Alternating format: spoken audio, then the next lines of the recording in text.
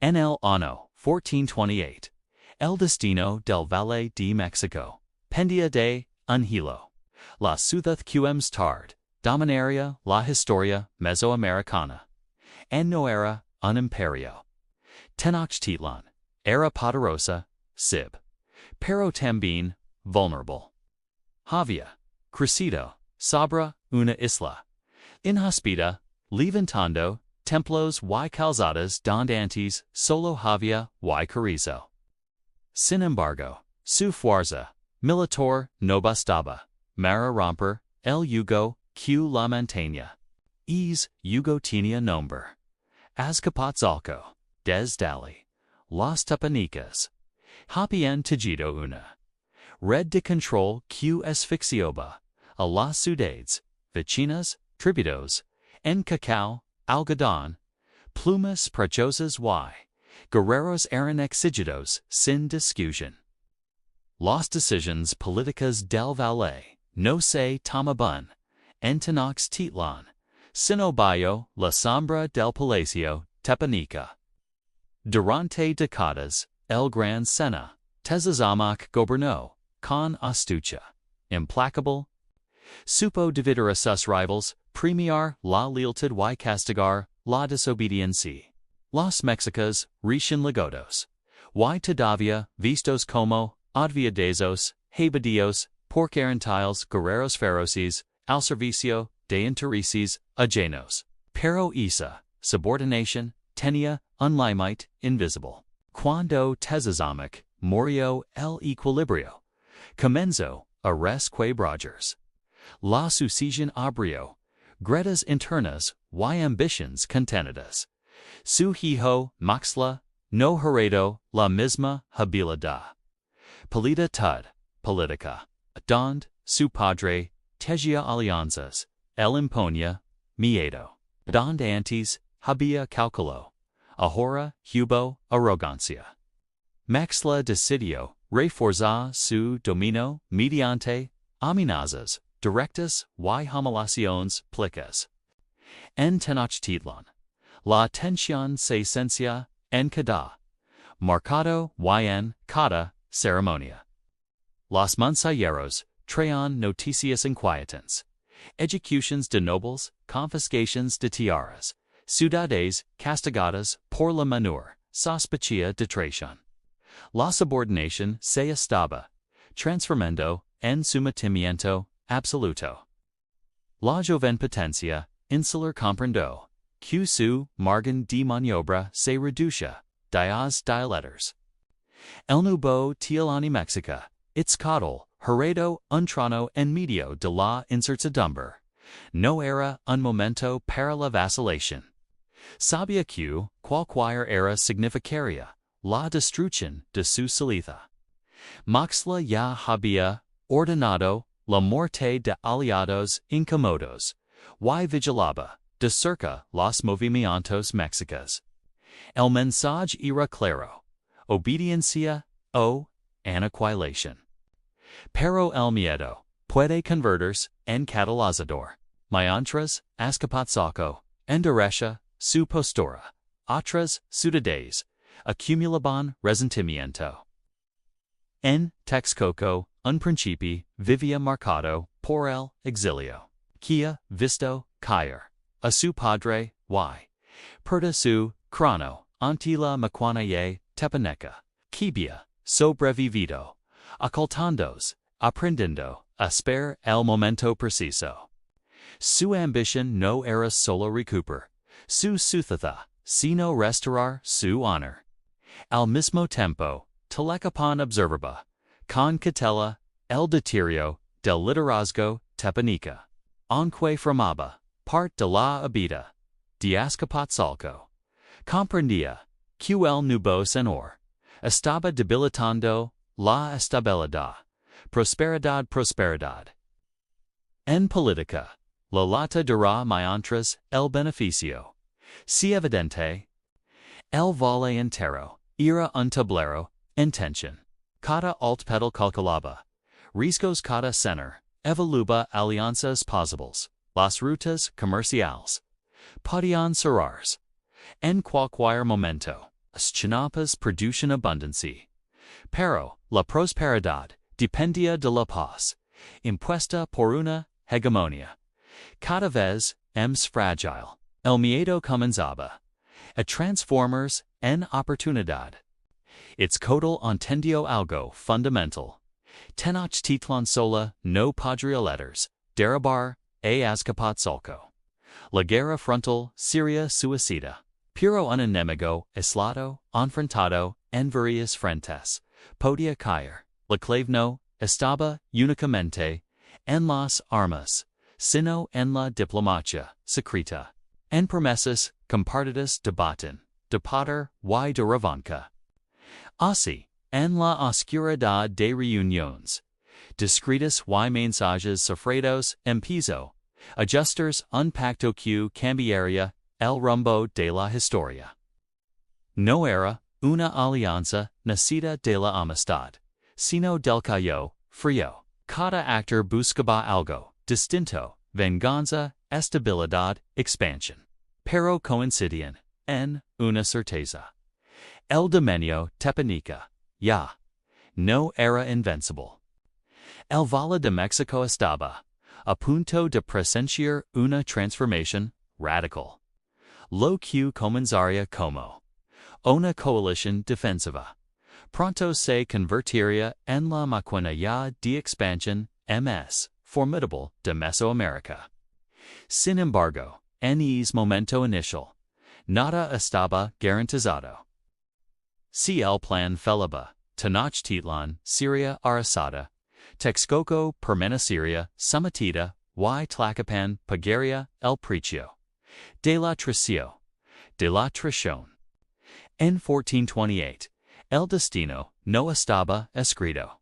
Solo había incertidumbre, ambición y una decisión, audace que marcaría el inicio de una nueva era.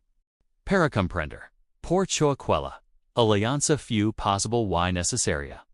Hay que mirar el Valle de México como lo que era a inicios del siglo XV. Un mosaico de orgullosas, competitivas y profundamente conscientes de su posición eohl. Puso posición en una red de poder inestable. Ninguna era completamente independiente. Todas dependían de equilibrios frágiles, de pactos temporales y de la voluntad del hegemón dominante. Es hegemón era Azcapotzalco. Bajo el largo gobierno de Tezcazamac, Azcapotzalco había construido una estructura política sofisticada. No gobernaba solo con la espada, sino con la administración del tributo y la manipulación de alianzas. Permitió que cada alpatel mantuviera a sus propios gobernantes. Siempre que pagaron tributo, puntual y enviaron guerreros cuando fueron requeridos. El sistema era eficaz. Evitaba rebeliones abiertas. Y garantizaba flujo constante de riqueza. Tenochtitlan fue uno de los principales beneficiarios. Y al mismo tiempo, uno de los más controlados. Como aliados militares de Azcapotzalco, los mexicas habían participado en campañas que fortalecieron su reputación como guerreros disciplinados y temidos. Gracias a esa alianza, obtuvieron tierras y botín. Pero el precio era claro. Su expansión estaba condicionada por la voluntad tepanica. Nada escapaba al control de Azcapotzalco. Las rutas comerciales que cruzaban el lago estaban vigiladas. El acceso a mercados clave dependía de permisos tácitos. Incluso, los matrimonios dinásticos eran instrumentos políticos. El padrino era visible en cada esquina, pero estaba presente en cada decisión importante. El problema surgió cuando esa maquinaria comenzó a mostrar fisuras. La muerte de Tezcazamac no fue solo la desaparición de un gobernante, Fu la perdita del arbitro, que mantenía en equilibrio intereses contradictorios.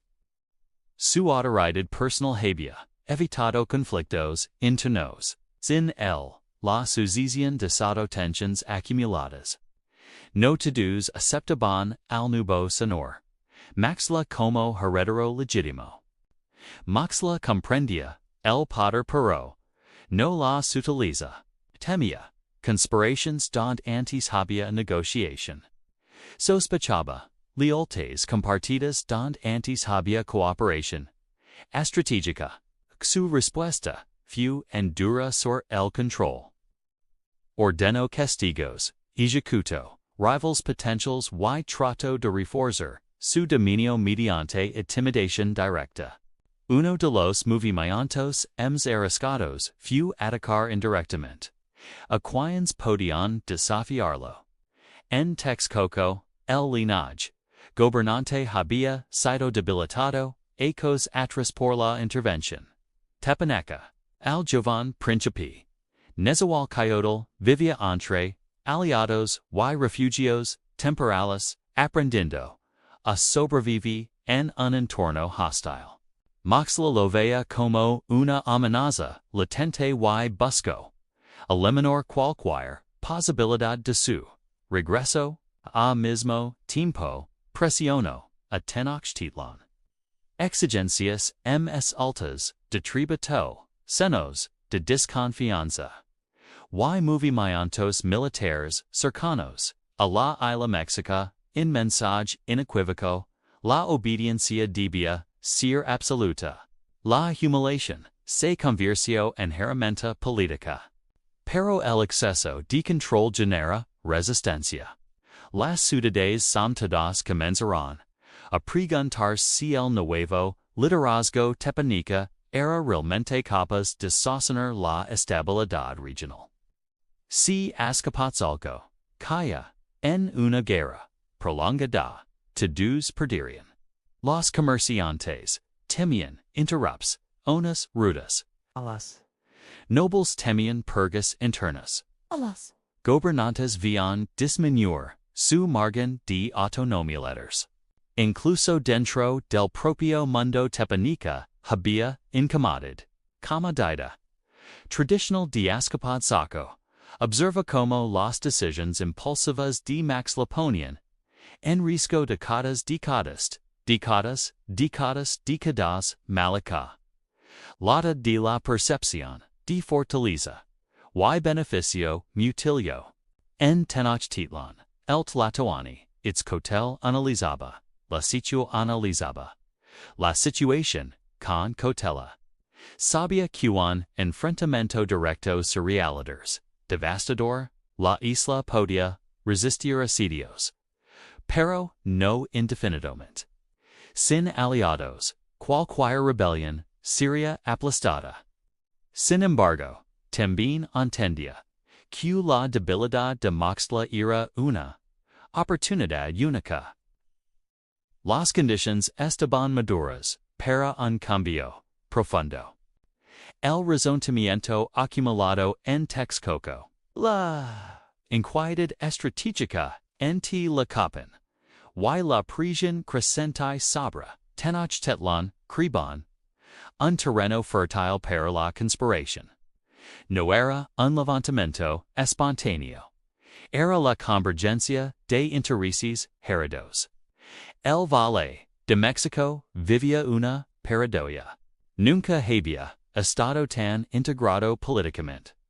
Y nunca había sido tan vulnerable a una fractura. El sistema cuauhtémoc había perfeccionado dependía de una autoridad fuerte. Y reconocida, sin elacada, sin atacada, suthatacuta, a recalcular su lealtad. Kao su ni de una ambición repentina, fue la respuesta estratégica, a un entorno que se volvía insostenible. Cuando el poder central se transforma en amenaza, para quienes lo sostenon, la alianza deja de ser opción y se convierte en necesidad. Así antes de que se levantara una sola lanza contra Azcapotzalco, se estaba librando una guerra selecciones, la guerra de percepciones, de pactos secretos, y de decisiones que cambiarían para siempre el equilibrio del Valle de México. Hey everyone, and welcome back to our channel, where we dive deep into the epic sagas of history. Today, we're journeying back to 15th century Mesoamerica, to a valley teeming with ambition, rivalry, and the seeds of an empire. We read talking about the birth of one of the most powerful alliances in the history of the Americas, the Aztec Triple Alliance. Before the Aztec Empire dominated the landscape, the real powerhouse in the Valley of Mexico was the Tepanic Kingdom, ruled from the city of Azcapotzalco. For nearly a century, their influence was unmatched. Cities and towns all around Lake Texcoco paid them tribute, including a relatively young and ambitious city-state populated by the Mexica people, Tenochtitlan. For a long time, the Mexica of Tenochtitlan were loyal vassals. They served as fierce mercenaries in the Tepanic army, helping Azcapotzalco expand its dominion. It was a mutually beneficial, if unequal, relationship. The Tepanics got a formidable fighting force, and the Mexica gained experience, wealth, and a growing reputation. The long and prosperous reign of the Tepanic ruler Tezozómoc was the glue that held this vast tribute empire together. He was a master strategist, a shrewd politician who played his vassals against each other with incredible skill. But Tezozómoc was old, and as his life neared its end, the question on everyone's mind was, who would succeed him? He had several sons, but two stood out: Tenochtitlan, the designated heir, and Maxle, the ambitious and ruthless ruler of the nearby city of Coyoacán. Meanwhile, in Tenochtitlan, a new ruler had also come to power. His name was Chimalpopoca. He had a strong relationship with the old Tepanic king, Tezozómoc, who was actually his grandfather. This close bond gave Tenochtitlan a privileged position within the Tepanic sphere. But this cozy arrangement was about to be shattered. When Tezozómoc finally died in 1426, the succession crisis exploded. Maxle, ignoring his father's wishes, seized the throne of Azcapotzalco for himself. His brother and rightful heir, Tenochtitlan, was quickly pushed aside. Maxle was a very different kind of ruler from his father. He was suspicious, aggressive, and saw the growing power of the Mexica not as an asset, but as a direct threat. He believed his father had been too soft on them. One of his first moves was to drastically increase the tribute demands placed on Tenochtitlan. The message was clear: the days of special treatment were over. The relationship between the two cities soured almost overnight. The tension was so thick, you could cut it with an obsidian blade. Things came to a head with the mysterious death of Tenochtitlan's ruler, Chimalpopoca. Some sources say he was assassinated on Maxle's orders. Others claim he took his own life out of honor after being captured. Whatever the truth, the Mexica were now leaderless and in Maxle's crosshairs. It was a moment of absolute crisis. Maxle saw an opportunity to crush the upstart Mexica once and for all. He blockaded Tenochtitlan, cutting off its food and water supplies. He intended to starve the city into submission. For the people of Tenochtitlan, it seemed like the end.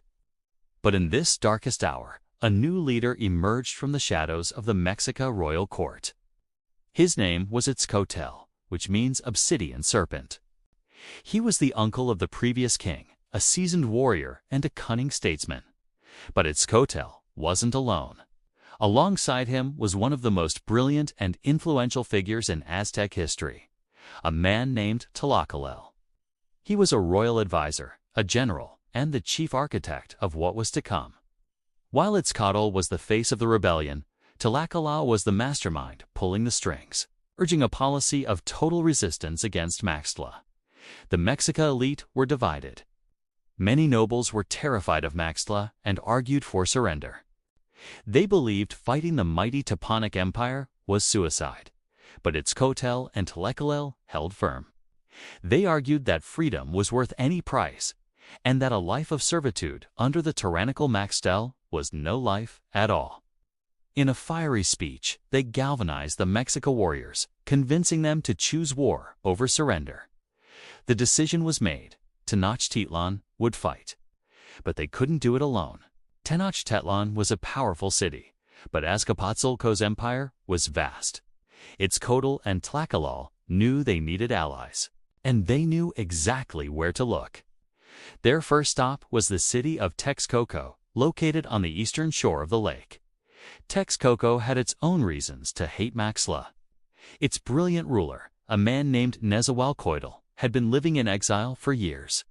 His father had been killed by Maxtla's father Tezonok when the Tepanecs conquered Texcoco.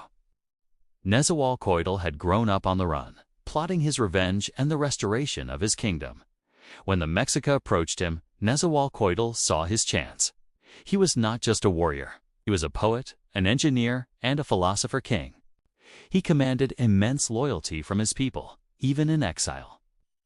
He eagerly joined the cause, bringing his own strategic genius and the simmering resentment of the Ocolawá people, the inhabitants of Texcoco, into the budding alliance. This was a game changer. With Texcoco on their side, the Mexica now had a powerful partner with a legitimate claim and a brilliant leader. But two against an empire still felt like long odds. They needed a third partner. They found one in the small city of Tlacopan. Now, Tlacopan was a Tepanec city itself, a subordinate of the capital, Azcapotzalco. So why would they betray their masters? The rulers of Tlacopan were clever. They saw the writing on the wall. They sensed that Maxtla's tyranny had made the Topanic Empire unstable, and that the alliance of Tenochtitlan and Texcoco had a real chance of winning. By joining the rebels, they could secure a place for themselves in the new world order that would follow. It was a calculated risk, but one that promised great rewards. So there it was: Tenochtitlan, the fierce warrior city; Texcoco, the cultural and intellectual heart of the valley; and Tlacopan, the strategic insider. In the year 1427, these three cities formally bound themselves together. The Triple Alliance was born. Their stated goal was simple and brutal: the complete and utter destruction of Maxtela and the Tepanic capital of Azcapotzalco. The war that followed was swift and decisive. The Allied armies, led by its Codal and Nezahualcóyotl, descended upon the Tepanic heartland. The fighting was ferocious. According to the chronicles, the war lasted for around 100 days. The Allied forces first liberated Texcoco, allowing Nezahualcóyotl to reclaim his throne to the wild celebration of his people. Then, they systematically conquered Tepanec strongholds around the lake, tightening the noose around the capital. Finally, the combined armies laid siege to Azcapotzalco itself. They broke through its defenses, and a wave of vengeful warriors flooded the city. The battle was a massacre. The city was sacked, its temples burned, and its people slaughtered or enslaved. Maxtla himself was captured. His fate was grim. He was taken to Cayocan and sacrificed, a brutal end to his short and tyrannical reign. The fall of Azcapotzalco in 1428 was a world-changing event in Mesoamerica. The Tepanic Empire, which had dominated the Valley of Mexico for a century, was wiped from the map. In its place stood a new power, the Triple Alliance. The three cities agreed on a formal structure for their new empire. Tribute from conquered lands would be divided. Tenochtitlan and Texcoco would each receive 2/5 of all tribute, while Tlacopan, the junior partner, would receive 1/5. While it was officially an alliance of three, it soon became clear that Tenochtitlan was the first among equals. Its military prowess made it the de facto leader of the alliance. Its Cotel, with Tlaquel's guidance, immediately began a radical program of reform. They famously ordered the burning of old historical codices, effectively rewriting history to place the Mexica at the center of the cosmic story of the universe. They were no longer humble vassals. They were the chosen people of the sun god, Huitzilopochtli, destined to rule. Over the next 90 years, the Triple Alliance would expand relentlessly, conquering territories from the Gulf Coast to the Pacific Ocean. They would build a vast network of trade and tribute, creating the empire we now famously know as the Aztec Empire. The wealth that poured into Tenochtitlan transformed it into a magnificent metropolis, one of the largest and most sophisticated cities in the world at the time. And it all started with a succession crisis, a tyrant's ambition, and the desperate decision to fight back against impossible odds. The alliance forged in fire between Tenochtitlan, Texcoco, and Tlacopan didn't just overthrow a ruler.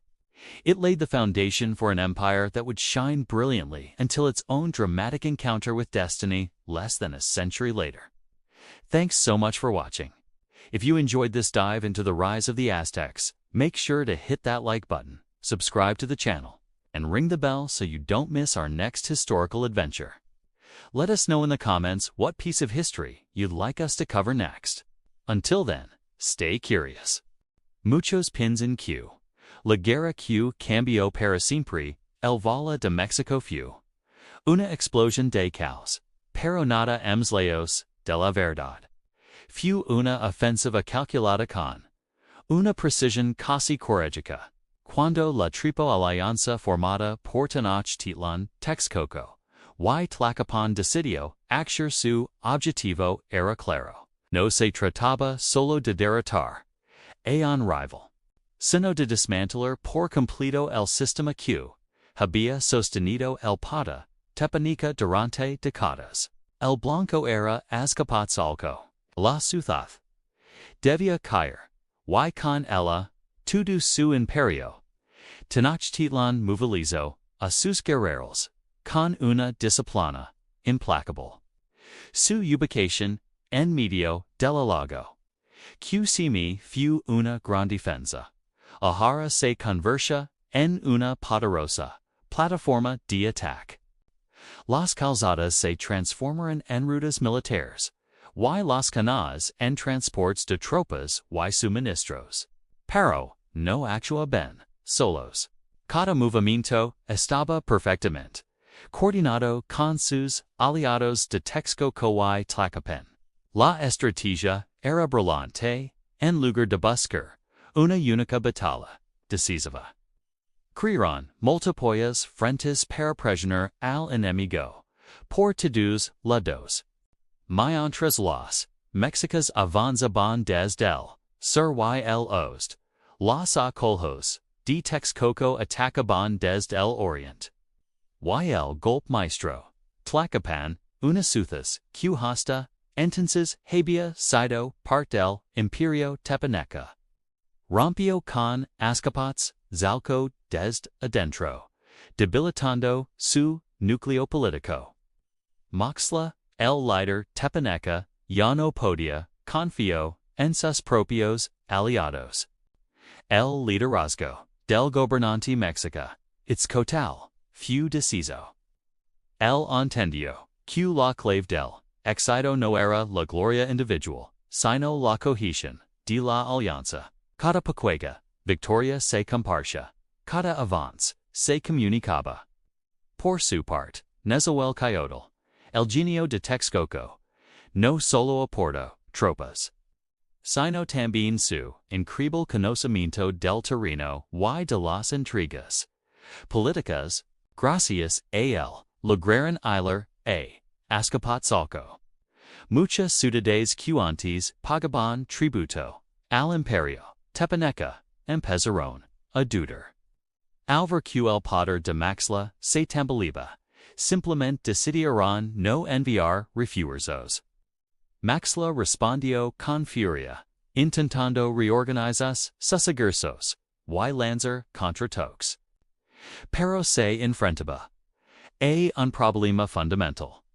Su poder era demasiado centralizado y dependía de su autoridad personal, de su padre. Él no todos la obedecían ciegamente. Y la Triple Alianza supo explotar esa debilidad a la perfección. Así comenzó el episodio de Azcapotzalco. La ciudad que Durante años había sido el centro del mundo conocido. Ahora estaba rodeada.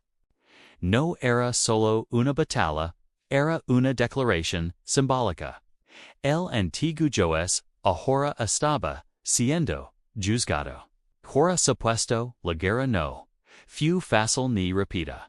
Hubo batallas sangrientas y enormes sacrificios en ambos bandos. Pero la balanza ya se había inclinado. La coordinación de la Triple Alianza era mucho más efectiva que la rígida jerarquía tepaneca. Donde antes había obediencia una asada, ahora había una estrategia compartida. La caída final de Azcapotzalco fue un punto de no retorno. El centro del poder fue tomado. Sus símbolos de autoridad destruidos. Y su líder, Moxla, desapareció de la historia. Con él se extinguió el orden que había dominado la región por generaciones. Pero la verdadera transformación vino después de la batalla. La Triple Alianza no se disolvió. No era una coalición temporal. Era el nacimiento de una nueva arquitectura de paz. Cura los territorios conquistados se repartieron, según acordado. Y los tributos comenzaron a flor hacia los tres ciudades. Pero en ese nuevo reparto, algo quedó claro. Tenochtitlan estaba destinada a ser el nuevo centro. Su poder militar, su ubicación estratégica y su creciente población la convirtió del nuevo sistema. Aunque el pacto era entre tres, la influente Mexica ya comenzaba a dominar. Esta guerra demostró algo fundamental. La expansión no depende solo de la fuerza bruta sino de la coordinación estratégica y de cómo te organizas después de la victoria. La alianza no solo derrotó a un imperio, aprendió de él adoptaron su sistema de tributos y su visión expansiva, pero la perfeccionaron. En pocos años, el Valle de México cambió para siempre. Donde antes todos miraban a Azcapotzalco, ahora el nuevo centro de gravedad era Tenochtitlan y sus aliados. El poder no desapareció, simplemente se reorganizó. Y en esa reorganización nació el impulso que permitiría a los mexicas construir su propio imperio a una velocidad asombrosa.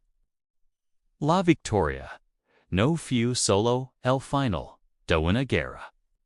Fue el nacimiento del futuro imperio azteca.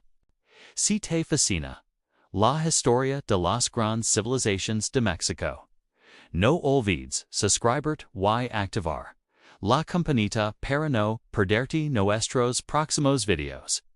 Gracias por acompañarnos. Hey everyone, and welcome back to the channel. Today, we're journeying back in time to the 15th century to witness the birth of one of the most powerful empires in the Americas, the Aztec Triple Alliance. But this isn't a story of a peaceful beginning. It's a tale of rebellion, betrayal, and a dramatic power shift that reshaped the destiny of Mesoamerica. Before the Aztecs dominated the scene, the real powerhouse in the Valley of Mexico was the Teponic Empire, ruled from the mighty city of Azcapotzalco. The Mexica, the people we often call the Aztecs, were actually vassals, paying tribute and serving as mercenaries for their Tepanec overlords. They lived on a marshy island in Lake Texcoco, in their growing city of Tenochtitlan. For a long time, this was the status quo. The Mexica were ambitious, but they were kept in check by the formidable Tepanec king, Tezcatlipoca. Tezcatlipoca was a master strategist, a ruler who had expanded his empire through clever diplomacy and ruthless warfare for decades. Under his reign, the Tepanecs controlled most of the valley. The Mexica, led by their own rulers, fought alongside the Teponeks, helping them conquer other city-states. They were learning the art of war from the masters, all while biding their time. But in 1426, everything changed. The long and formidable reign of Tezozómoc came to an end. His death created a massive power vacuum. As is often the case, his passing ignited a fierce succession crisis. His son Maxla seized the throne of Azcapotzalco. Unlike his father, Maxla was seen as a tyrant. He was suspicious and aggressive, and he viewed the growing influence of his supposed vassals with deep distrust. One of his first targets was Chimalpopoca, the ruler of Tenochtitlan. He also turned against Nezahualcóyotl, the exiled prince of Texcoco, another powerful city-state that had been subjugated by the Teponeks. Maxla's tyranny was not subtle. He assassinated Chimalpopoca and intensified the pressure on the Mexica, demanding exorbitant tributes and treating them with contempt. He believed he could crush any dissent and cement his authority. He was wrong. This was the breaking point. The Mexica had a choice: submit to tyranny or rise up and fight for their freedom. A new dynamic leader emerged in Tenochtitlan, named Itzcoatl. He was the uncle of the previous ruler and a man with a vision. But not everyone was on board. Many among the Mexica elite were terrified of facing the full might of the Teponec Empire. They argued for peace, for submission, for survival. This is where another legendary figure enters our story, Tlacuache. He was Itzcoatl's nephew and chief advisor. Tlacuache was a firebrand, a powerful orator who rallied the Mexica people. He argued passionately against surrender, declaring that it was better to die fighting for honor and freedom than to live as slaves. His powerful speeches swayed the Council of Nobles. The decision was made. The Mexica would go to war. But they couldn't do it alone. Itzcoatl was a brilliant diplomat. He reached out to the other city-states suffering under Maxla's oppressive rule. His most crucial ally was Nezahualcóyotl, the brilliant poet-warrior prince of Texcoco. Nezahualcóyotl had been on the run for years, hiding from Maxla's assassins, but he still commanded the loyalty of his people. He dreamed of restoring his city to its former glory. The two leaders, Itzcoatl of Tenochtitlan and Nezahualcóyotl of Texcoco, forged an alliance. They were soon joined by a third city, Tlaco, a smaller Teponec city that decided to betray its overlords and switch sides. And so, the Triple Alliance was born. Tenochtitlan, Texcoco, and Tlacopan. Three cities united against one common enemy, the tyrannical empire of Azcapotzalco. The Teponec War had begun. It was a brutal and bloody conflict. Battles raged across the Valley of Mexico. Initially, the forces were evenly matched. Azcapotzalco had a long history of military dominance and vast resources. But the alliance had something more powerful: a united purpose and brilliant leadership. Nezahualcóyotl proved to be a military genius, leading the Texcocan forces with incredible skill. The Mexica warriors, trained for generations in the Teponec style of warfare, were fierce and disciplined. The tide of the war began to turn. The alliance's strategy was brilliant. Instead of launching a direct, full-frontal assault on the heavily fortified capital of Azcapotzalco, they first targeted its tributary towns and cities. They systematically cut off Azcapotzalco's supply lines, isolating the capital and weakening it from the outside in. One by one, cities loyal to Maxla fell to the Allied forces. The alliance's momentum became unstoppable. Finally, after months of strategic warfare, the combined armies of Tenochtitlan and Texcoco laid siege to Azcapotzalco itself. The siege was long and grueling, lasting for over 100 days. The city that had once been the master of the valley was now surrounded, starving and desperate. In 1428, the walls of Azcapotzalco were breached. The Allied warriors poured into the city. The defeat was absolute. Maxla was captured and sacrificed, and his city, the once unbeatable heart of the Teponec Empire, was utterly destroyed. Its markets were burned, its temples torn down, and its people were scattered. The message was clear. A new power had arrived. The victory was complete. The Triple Alliance now stood as the undisputed masters of the Valley of Mexico. But what would they do with this newfound power? This is where their story truly begins to take shape. The three cities formalized their alliance, creating a unique political structure. Tenochtitlan, led by the Mexica, quickly became the senior partner. They were the military heart of the alliance. Texcoco, under the wise rule of Nezahualcóyotl, became the cultural and legal center. They were known for their engineering, poetry, and philosophy. Tlacopan was the junior partner, but still an important member of the pact. The spoils of war and future tributes were divided according to a fixed formula. Out of every 5 shares of tribute collected from conquered territories, 2 went to Tenochtitlan, 2 went to Texcoco, and 1 went to Texcoco. This arrangement fueled the rapid expansion of their empire. With the Tapanecs defeated, the Triple Alliance embarked on a century of conquest. Led primarily by the Mexica war machine, their armies marched out from the Valley of Mexico in all directions.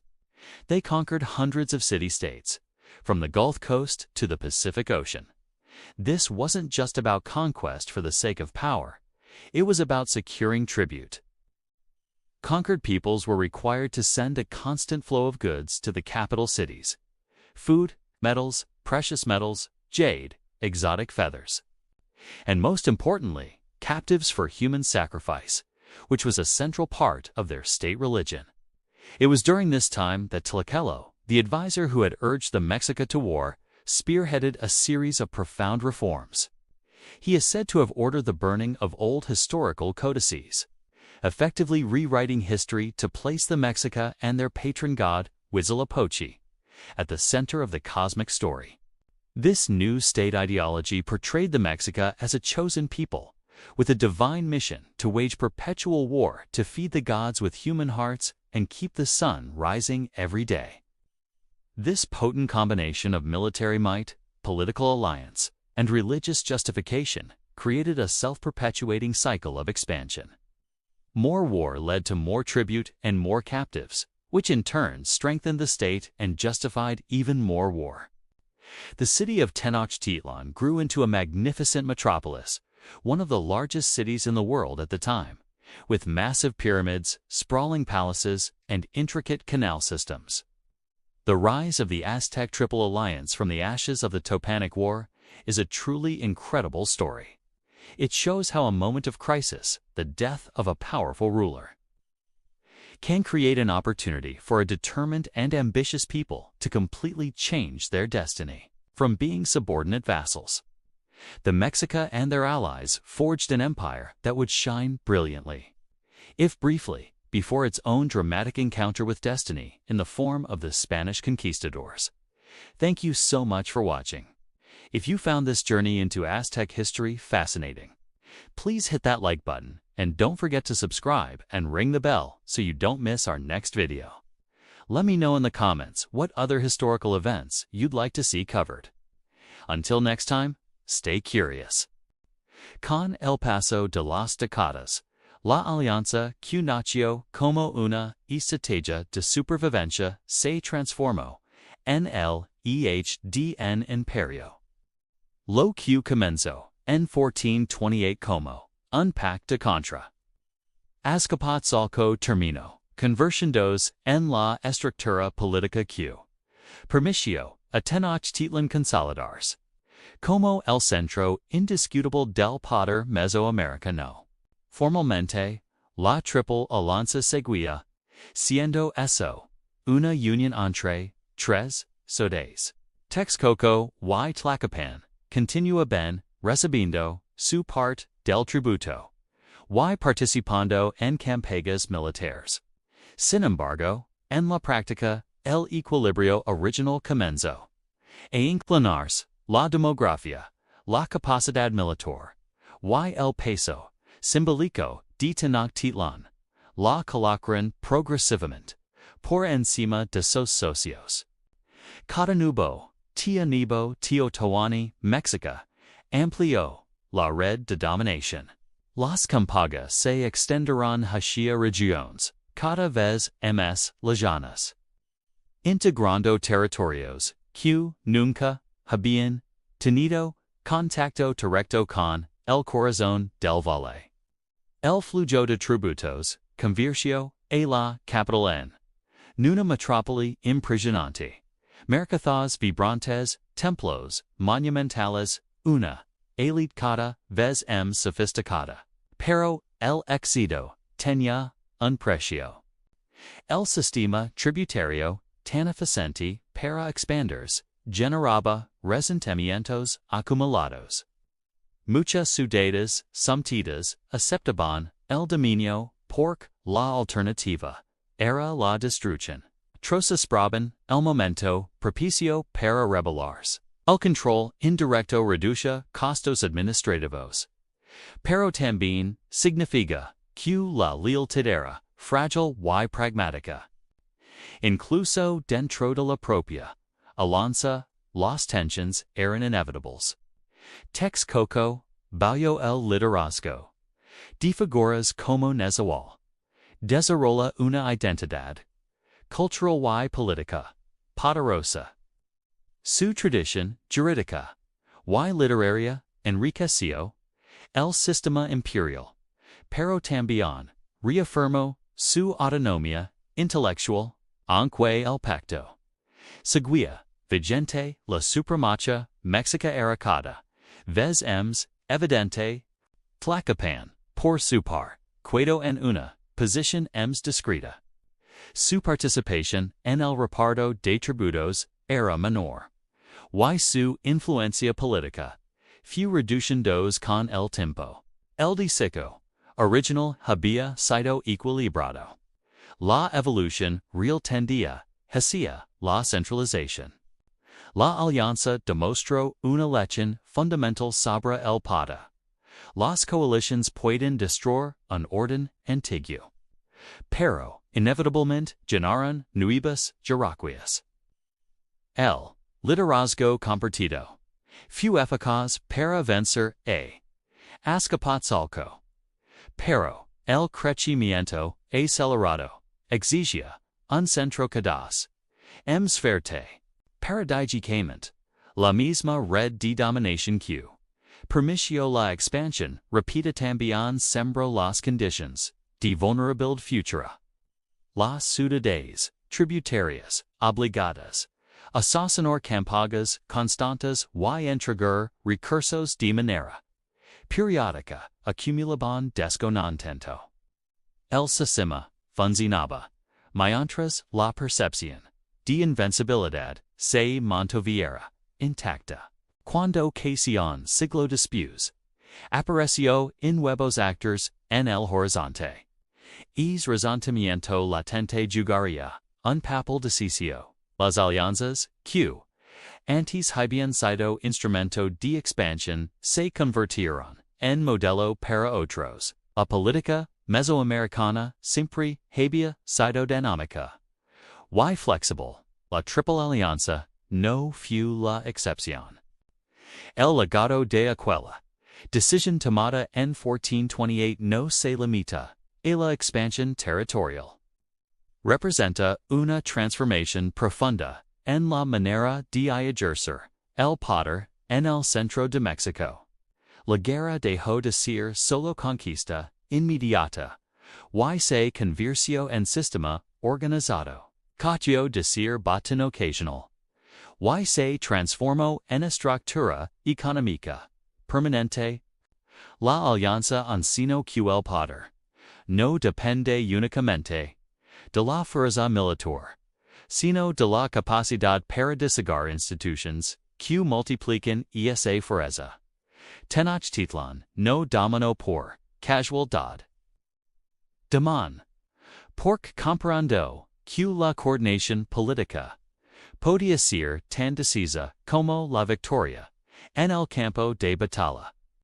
Sin embargo, también dio una advertencia histórica a todo sistema expansivo crea dependencias externas.